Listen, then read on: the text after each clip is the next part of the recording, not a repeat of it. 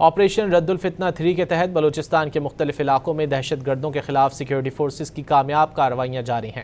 Security forces نے زیارت، ہرنائی اور سوراب میں دہشت گردوں کے خلاف انٹیلیجنس بیسڈ آپریشن میں 9 سے زائد دہشت گرد ہلاک کر دیے۔ سیکیورٹی ذرائع کے مطابق سیکیورٹی فورسز نے خفیہ اطلاع پر زیارت اور ہرنائی کے درمیان پہاڑی سلسلے میں بڑا انٹیلیجنس بیسڈ آپریشن کیا۔ سیکیورٹی فورسز نے دہشت گردوں کے ٹھکانے کو گھیرے میں لے کر مؤثر انداز میں نشانہ بنایا، جس میں 8 دہشت گرد ہلاک ہوئے۔ انٹیلیجنس بیسڈ آپریشن کے دوران سیکیورٹی فورسز نے دہشت گردوں کے ٹھکانے کو بھی تباہ کر دیا۔